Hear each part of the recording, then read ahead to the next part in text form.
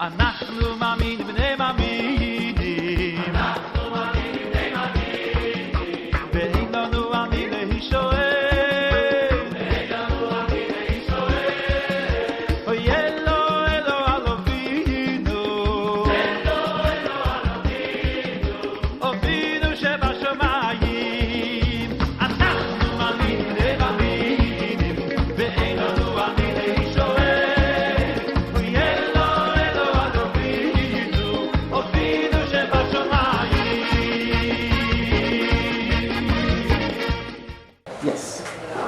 Shabbat Shalom, everyone. Shabbat Shalom. Boker Tov. Peace of the Sabbath to all of you. Shalom Aleichem. We're going to start with a word of prayer as we review some vocabulary today, as we've been learning how to sound out syllables, and now we're putting together words and taking a few words from the Torah portion, Shelach Lecha, and also we're looking at some words on your flashcards today. So let's go ahead and start with prayer. Avinu Malkeinu, our Father, our King, we thank you, Lord God, for blessing us with wisdom and understanding and knowledge. I thank you, Lord God, for giving us the ability to see with our eyes and hear with our ears and understand with our hearts the things that you are communicating through your pure language of Ivrit, the language of Hebrew. Father, I thank you for Lashon HaKodesh today that you have restored to your people, Zephaniah 3:9. And I thank you, Lord God, for giving us this desire to honor you on Shabbat, Father, and declare this is the day that the Lord has made. We rejoice and are glad in it, for you are the Lord of the Sabbath, Father, Adon HaShabbat. And we give you all of these blessings and praises and ready our hearts for what we're ready to receive today. B'Shem Yeshua. Amen. Amen. All right, so let's take a look at a couple of words from the Torah portion. Shelach Lecha. So we have a reading from Deuteronomy, chapter 13. And Shelach Lecha, I don't have it up here in the Hebrew, but you'll see it on the page where it says Numbers 13:1. So let's take a look at that just for a second.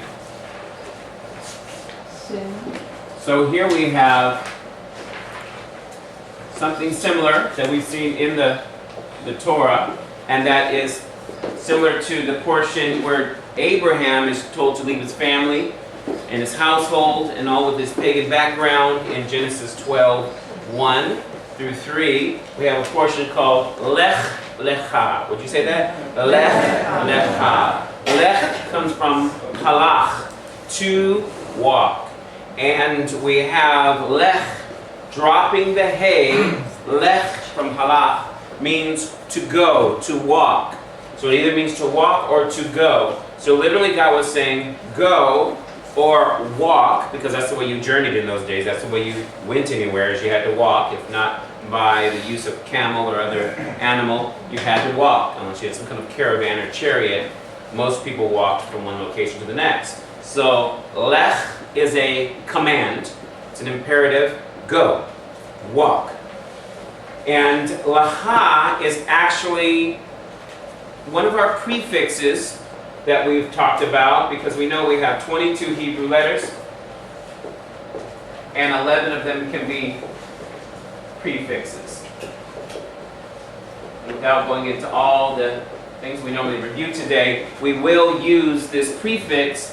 This lamed is normally a prefix in front of a word. Now, what's used for this term, go for yourself or send for yourself, in this case, Shelach Lecha, is the fact that the lamed is used as a prefix, but then we add a suffix to it instead of prefixing it to a normal word. We're just taking a prefix and putting a suffix.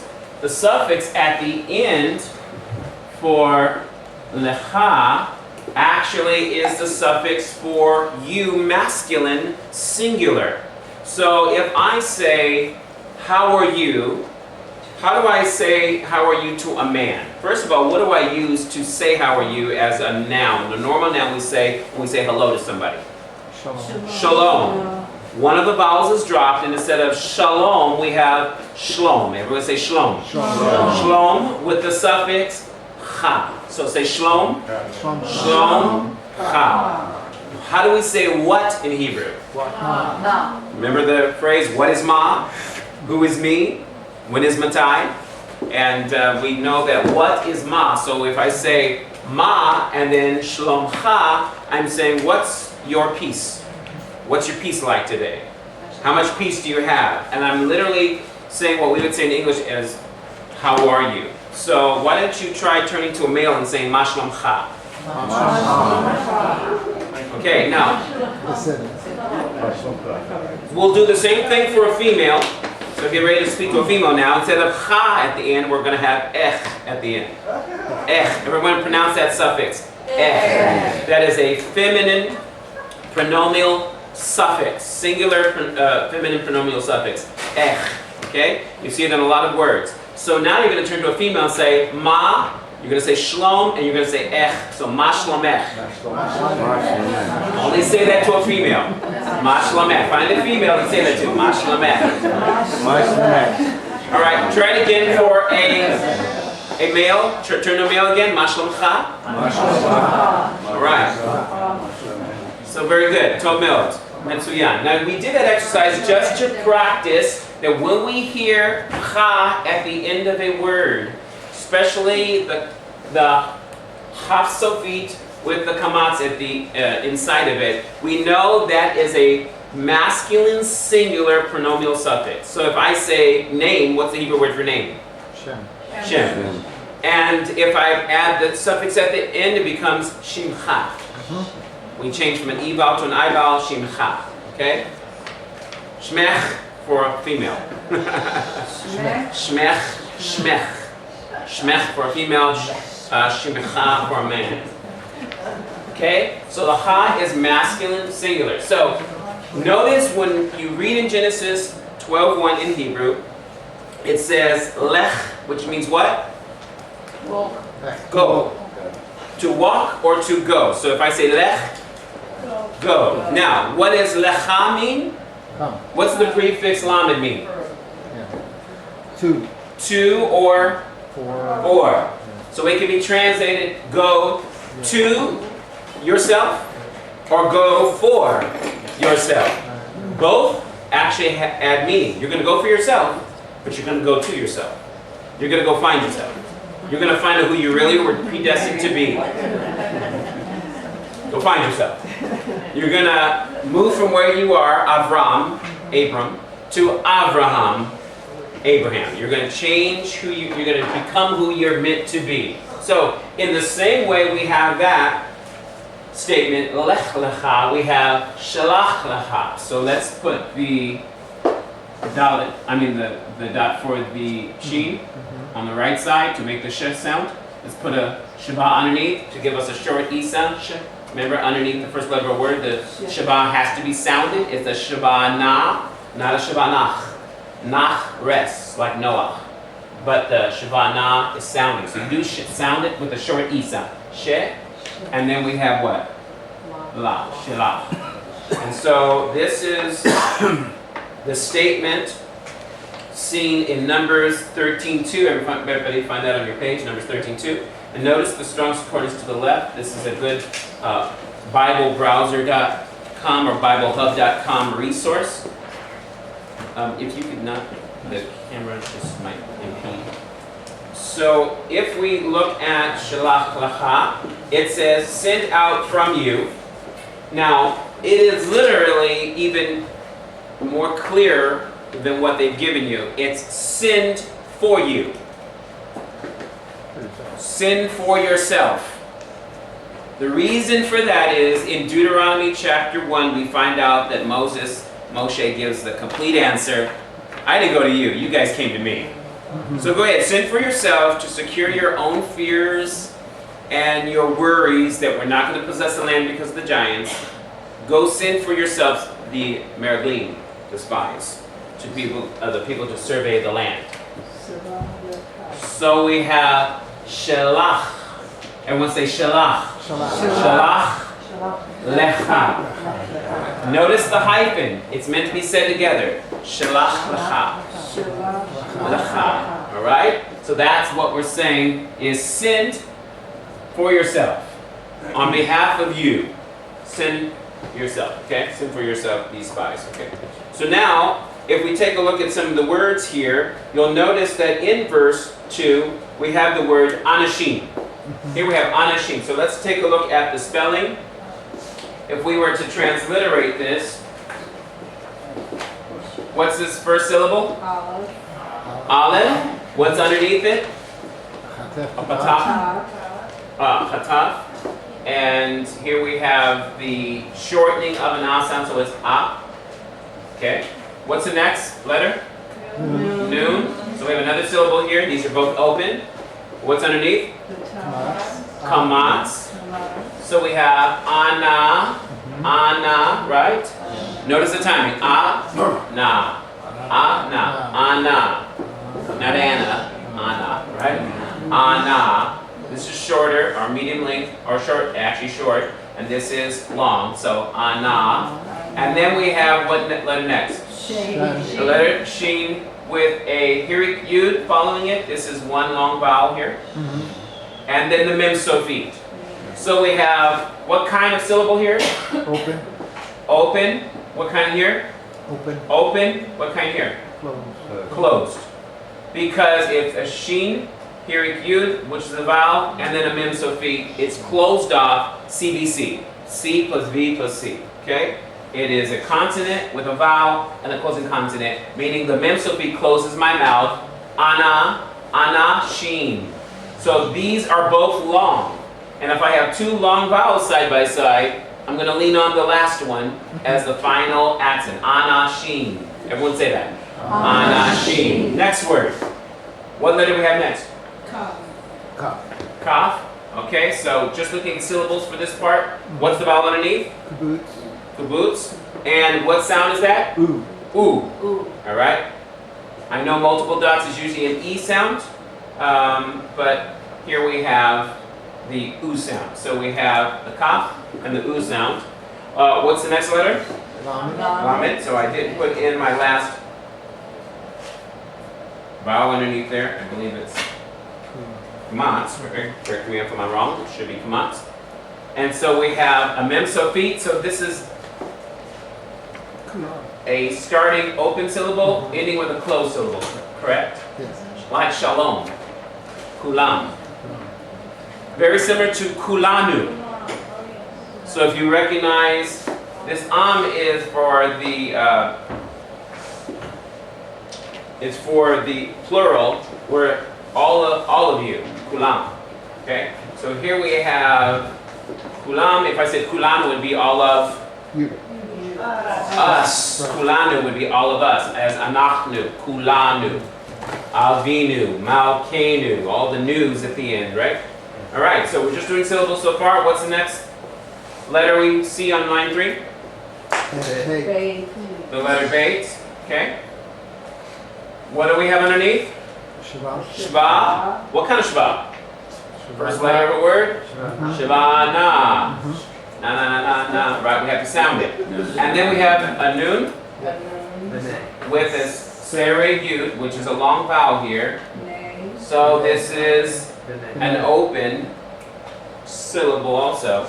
So here we have open and open. We have beneh, right? We'll find out that means sons of. Okay. Next word. Mem. Mem. And we have what? We have a medium vowel underneath. Atah, right? So this is giving me the M and the A sound. We have ma. What do we have next? Tet. Instead of the letter tav, we have the letter tet, which is still a T. Underneath the vowel, it's a sereh hey, which is very similar to kamatz hey. It's still a vowel. Because remember, this is a vowel indicator. So kamatz hey or sereh hey is going to still be a vowel, because it stays open. So we have an open syllable here, open syllable here. What's the word? Mate. Mate. Mate. Mate. Mate is tribe. Okay. Now, what's the next word? What's the? Well, I mean, not say what's the next word. What's the next letter? Aleph. Aleph. What's the sound of an olive?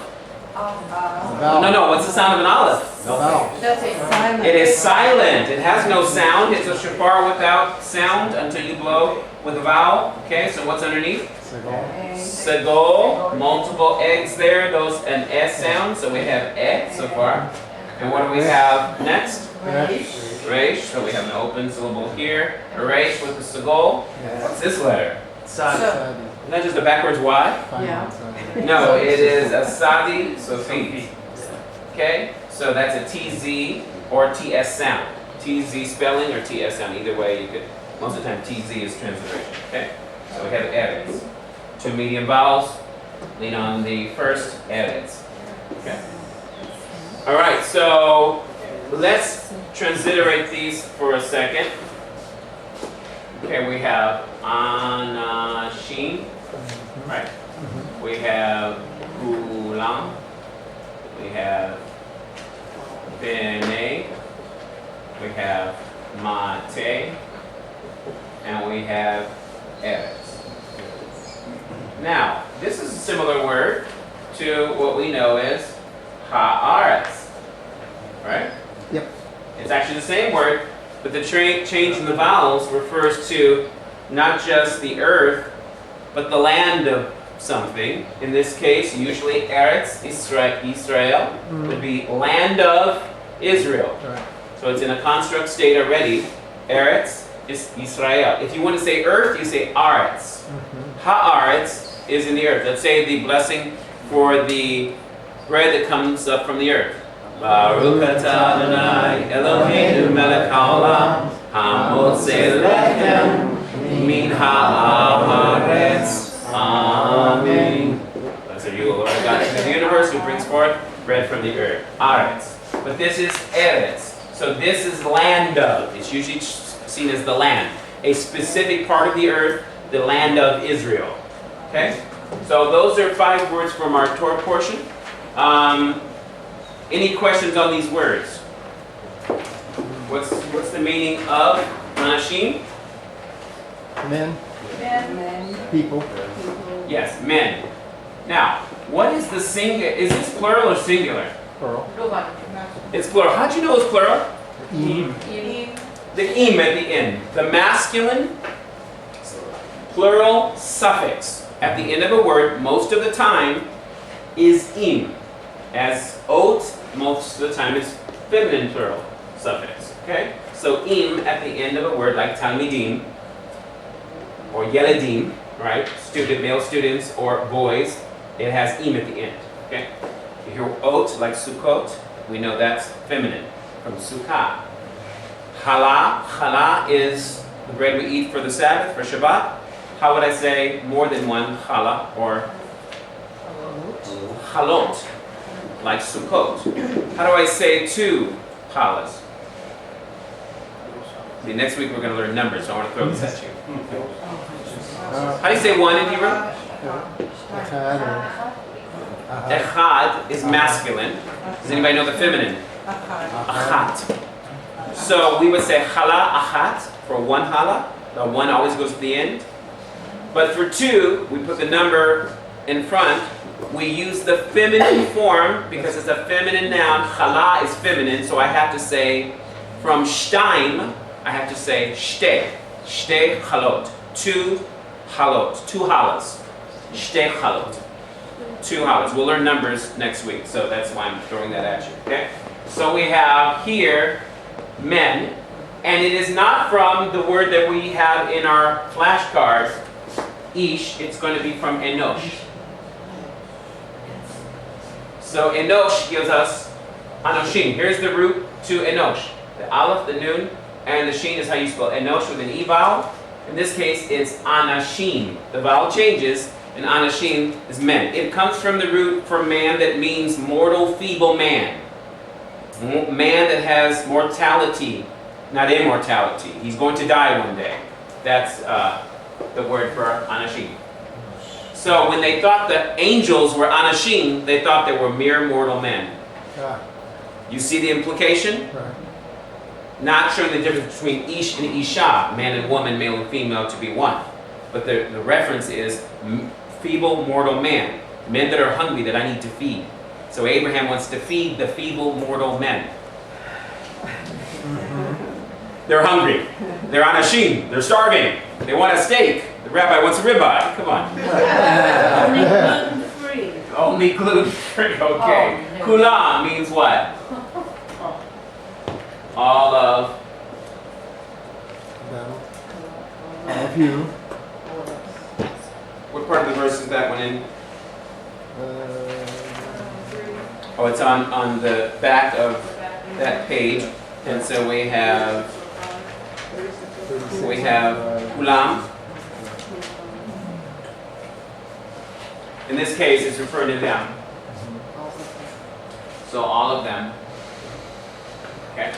How about B'nai? Son. Sons. It's from Ben, right? Yep. But B'nai, with the yud at the end, means sons of. So sons of. Construct state. How about Mate? Tribe. Yeah. Singular. Mate. Matot would be the tribes. We have a Torah portion called Matot. Right? My wife's mother's maiden name is Matos, which is the Ashkenazi form of saying Matot, tribes. They believe it was a Ashkenazi word that came into the Spanish referring to people that were from the tribes of Israel. So it shows up in Spain and Portugal, which are Jews from those countries influenced that word. Okay. So Eretz means, in this case, land of. Okay, and this means earth. Aretz means earth. Eretz means land of. Eretz Israel is the land of Israel. Okay. So now let's look at the flashcards that you've been given. And Dane's done a great job with that. Did I miss a vowel or something? How would you say Thank you, Dave. the sons of, if you, number 3? Actually, I'm sorry. It is actually in a plural consonant form. This is B'nai is plural. It should be, you're correct. Sons of. Sons of. Is it a Hebrew? Because actually, son would be Ben. Ben Nun, son of Nun. So Yehoshua, Ben Nun. It would be son of. This is son, so it's already plural and construct in the B'nai form. So thank you for that reference. Yes? Oh, you're nice to have that. You have a few of them in the big form? Okay. Let me just leave them. Not in the right wilderness. That's okay. Very good. Very good. I like that. Large print. For our video watchers. Get one for your mom. I'm going to put these on some cardstock. All right, so let's take a look at our first word here. We already talked about anashim. And we're going to look at this word here. Yes, earth. So we have the word ish. We have the aleph, the yud, and the shin. So we have the vowels in this order of the hirik, yud, and we have the letter shin. So this is the word ish. What does ish mean? Man. Man. So ish means man. But it's referring to the difference between male and female. Male man and female man. And so it's referring to God making man and making woman. So we have man and woman. And so this is ish versus isha. Now, ish is shorter in form than isha. You see this ending here. This is a feminine ending on a noun. So this tells me it's of a feminine gender. Most of the time you have nouns that are feminine represented by the kamatz he or sometimes the tav at the end can give you the inference to a feminine noun. A feminine noun. So we have Torah has the kamatz he. Sarah. We have Isha. Right. So this is female. So you can see that the Isha came from the root of Ish. Because woman came from man. So we have ish and isha. Now, it's interesting that you have here yud, hey. Who made man and woman? God. God did, yeah. Yeah. If you remove God out of it, you're left with the aleph, and you're left with the sheen, which spells ash, fire. I'll spell it like this so you pronounce it right. So you can either spell it that or like this, ash. And this means fire. Oh.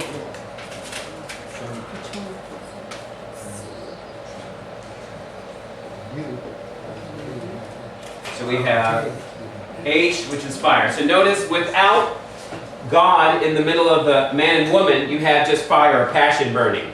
That's why the Bible says it's better to marry than to burn with passion. Because you just have a bunch of fire, the attraction between the two of them. But God is the one that creates them and brings them into perfect unity. When you bring the ish and the isha together, God should be the threefold cord, tying them together.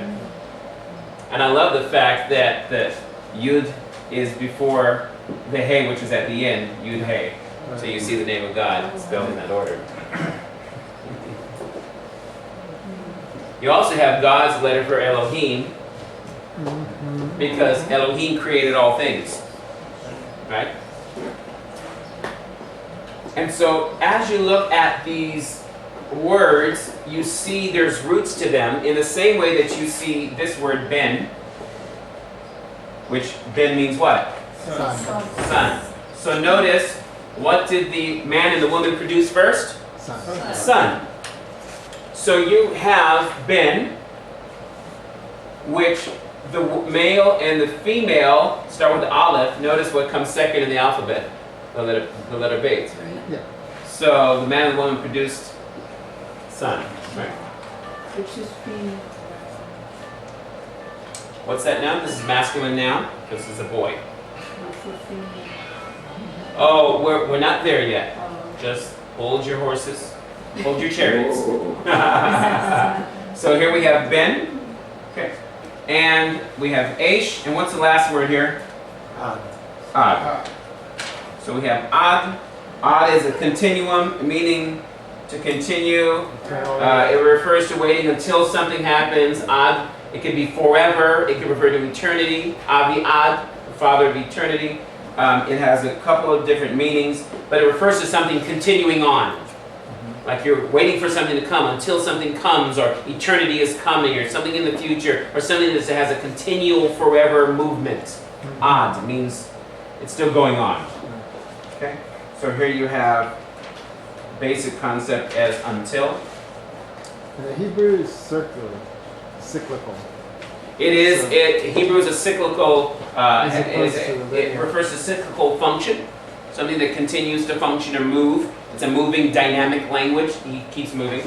And so you have here, actually I should have put this in red. Basic concept, until, could be forever. And we have odd. Okay? Our sixth word here is what?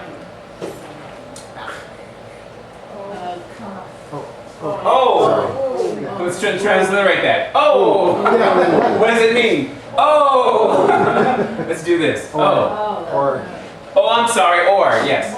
Oh, and then it goes to or, yes. Stand corrected on that. This word, that. Yeah. All right. Next word. That's Oh my gosh, almost reminds me of egg. Yeah. So we have, like even the word, where is egg? But here we have which is sometimes translated, I'm going to translate it this way, or okay. So we have a simple translation, could be but or only. You find it in the Torah a few times. It's not used so often in Hebrew today. Not as common a word, you won't hear it as often, but it's one of those kind of in-between words, isn't it? And so then we have another word,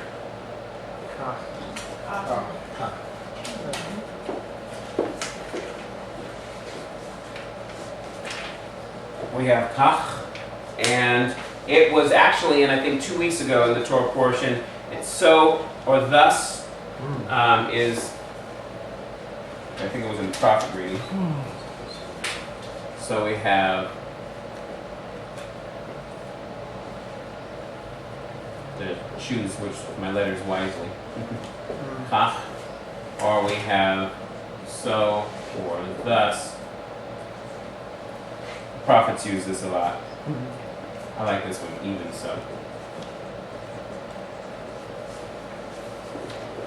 And then a word that we will recognize to be the opposite of ben would be bat.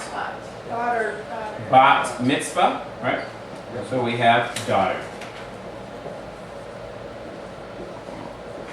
And underneath that, for bar mitzvah, we have the Aramaic form for son, which is bar. Equal to ben in Hebrew, but bar is used for son also in Aramaic. All right, any questions? We'll see, correct me, but I think ben will sometimes be used just for a boy, but not necessarily a specific son, but for a girl. But bar is not usually used in that sense, right? You get Bar is not usually used in what? and by itself to say a boy, because Well, ben is son Yeah. in Hebrew, and it is in a construct state already, meaning it doesn't need to change form to be son of. It's in either way, ben, or the only thing that will change sometimes, like in ben nun in the Torah, they'll change the vowel to an I, ben nun. But bar is the Hebrew word for son, okay. but is also in a construct state. So it is the Aramaic form for son. So it is a word by itself. Okay? And it's in a construct form, so you could say bar mitzvah. I'm trying to think of some other bar. Oh, a lot of names in the New Testament. Bartholomew. Bar, you hear that? Barnabas. Barabbas. Bar means son of something. So Bar Abba. Barabbas was Bar Abba, the son of the father. Right. So he was a counterfeit to Yeshua. Yes. Yeah. So Which then- one do you want to choose? The son of Abba or Barabbas? First name is Yeshua. His first name is actually Yeshua. It's a complete counterfeit. Right. The enemy wanted you to choose between which one, Sure. because And he always wants you to have the wrong one, right? he's the picture of Azazel too, as the the sacrificial, the Azazel that's sent away, let go.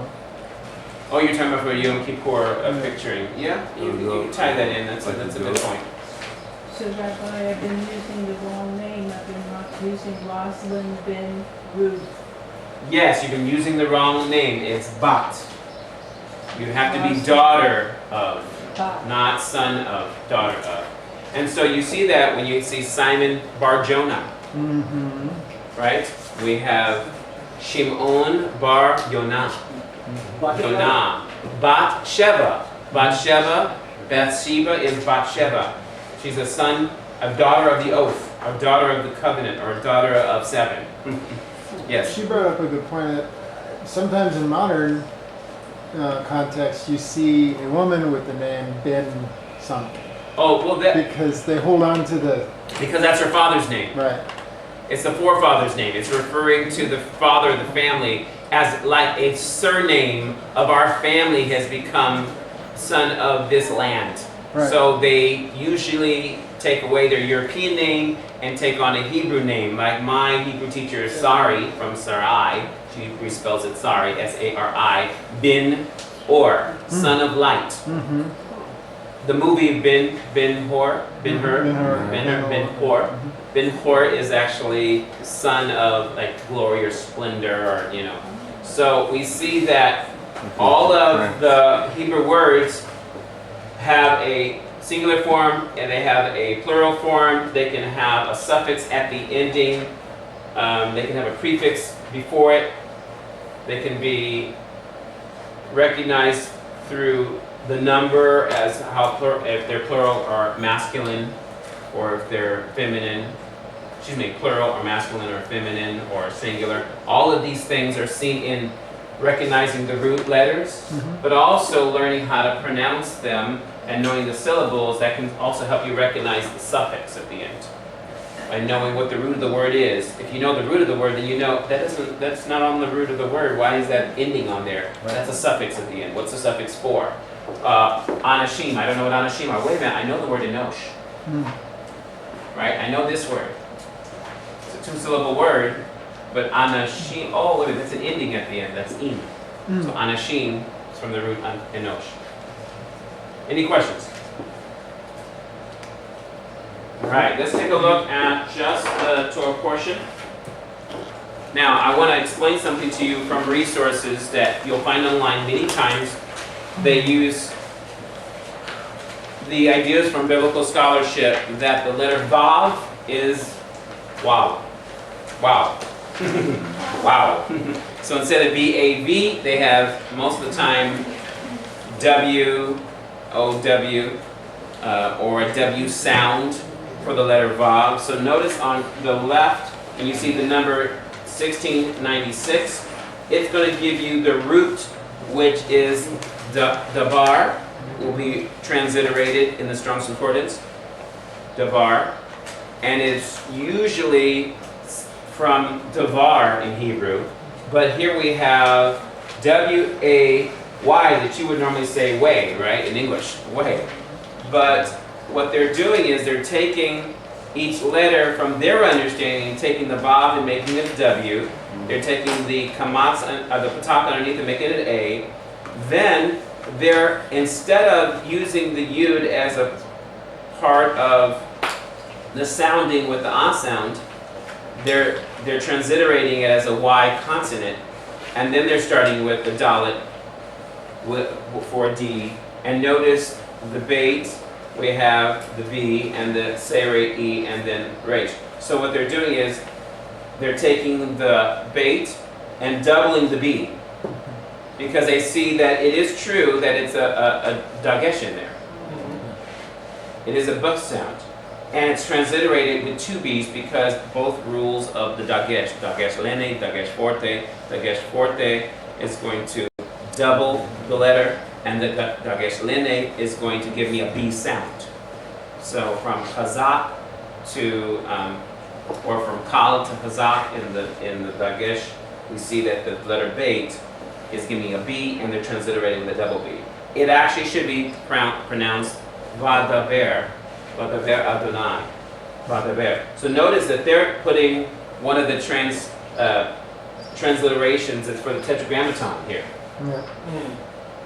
And that's the resource out there in most of the Christian world. So don't get frightened by that. Just know that we respectfully say Adonai because that's even a guesswork from making the Vav a W again. But remember, Hebrew went through the process of going into the Gutenberg press in German before it went to English. And in German, the W is a V sound. In the same way that a J is a Y sound. Hallelujah is spelled with J-A-H at the end, but you pronounce it Yah. Hallelujah. Right? So you have to understand those rules and realize that someone is not telling us the whole truth here. So it probably definitely is a V sound. Okay, and then you're going down the list, they're taking every word from the actual Hebrew text and giving the root. Now when you look up this root number, it's going to be in a different form here. Because this is with the prefixes and the suffix and the proper vowel points from the Torah. But of course the Torah doesn't give you the nikkud vocalization. They're giving it to you from the chumash,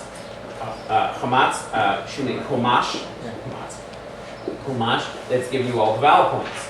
And so this is a great resource to use in your study, and you can do this online, or you can go through each one looking at the root and figuring out how they added words or changed words. So if you look up 776, I believe it probably will say Aretz. But in this form it's Eretz, which is land. Okay, Eretz. So see the dot underneath the S for Eretz. Notice this, 776. The dot underneath is to hint to you that it's not just an S sound. It's a noisy S. Eretz. It's a noisy S. Okay? So all of these words, like Canaan, we notice that we have the separation of the two A's because you have a pataf underneath the nun, a pataf underneath the ain, and then you have a nun sofit. So it's Kena'an, Na'an. Because remember, two medium vowels, lean on the first one, Na'an. So it's not Canaan, but it's Kena'an. Everyone say that with me. Kena'an. How do you say Canaanites? Kenani. Kenani. Okay. So this is important for all of our readers. When you're reading a version like Complete Jewish Bible, or as we've been using the Tree of Life, you want to make sure you're pronouncing words right because you have a transliteration, but you have to almost think back to the original Hebrew and the vowel points to know how to pronounce it. If you have any questions, we should always go to a leader that either myself or Dane or someone that knows Hebrew and make sure you're pronouncing it correctly. So the nations are not butchering it as we're butchering it. They're actually listening, learning, and being able to apply the Hebrew. All right. So if there's no other questions, we'll go ahead and say Tov Me'od and Metsuyan to all of you. Very good and excellent job today. And use these flashcards to practice. Use them with your family to help practice together, and maybe even look up the Strong's numbering in certain websites to find out where these words are used. Blue Letter Bible is a great resource as an app. BlueLetterBible.org is a great resource, as well as BibleBrowser.com and BibleHub.com, which is another name for the same website. Okay, let's bow our heads in prayer. Avinu Malkeinu, our Father, our King, we thank you as we've looked at vocabulary words from the Torah portion, Shelach Lecha, and we've looked at words that we've compiled together for flashcards. We thank you, Lord God, that each student is going to learn to use these words, not only in being able to pronounce them correctly with open and closed syllables, with a proper nikkud vocalization, the vowel points, but to understand the meaning of the words so they can be recognized in all areas. We just thank you today. We just thank you today for blessing us on this Shabbat. B'Shem Yeshua. Amen. Amen.